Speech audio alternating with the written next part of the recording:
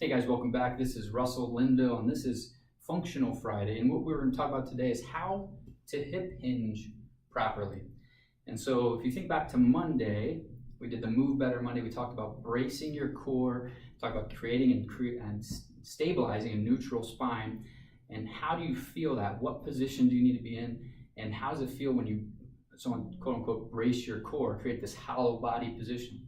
And so we're going to take that same stick that you had last time, and what we're going to try to do is create a hinge at the hip. So if you think like a door hinge, right, opens and closes, we're going to try to dissociate the movement between your pelvis and your low back and your hips, right? So a lot of times when people go to do something like pick something off the floor, what's the first thing they do? They bend down, they reach over, and they get this rounded, kyphotic posturing through their lumbosacral region. How do we dissociate those two things and break that flexion pattern from happening? Now, it's not always bad. People move like that all the time, they don't get injured, but when you're doing it under load, where you're doing something like a heavy deadlift, a clean, maybe your kid's getting a little bigger, you go to pick them off the floor, those are the things you want to make sure that you're in a good neutral spine position so that you decrease your risk for pulling a muscle or doing something wonky to your back. So that same idea, if you're having trouble breaking this down, maintaining a neutral spine, right? If you dump or you go into extension when you bend forward, and what I want you to do is grab that same dowel rod, and you're going to put that behind your back, okay?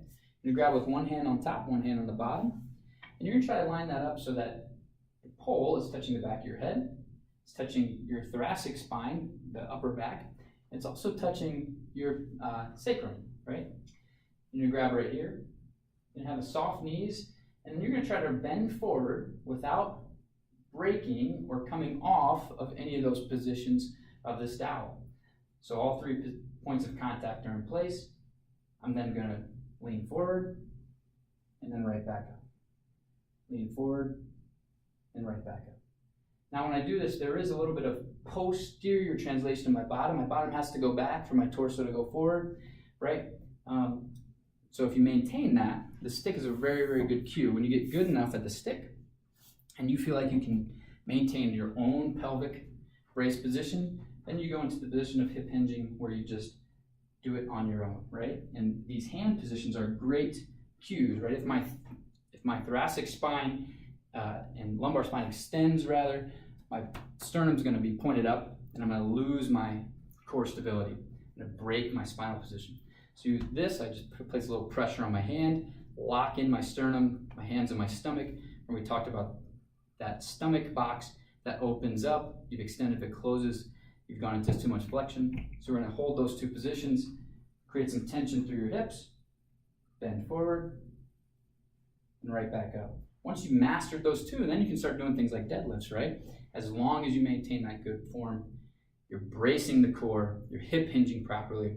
I hope this video has helped. If you're having trouble, shoot me a message. I'll try to clear that up. And thank you guys. This is the first Functional Friday, talking about hip hinging. And I appreciate you guys tuning in. Thank you so much.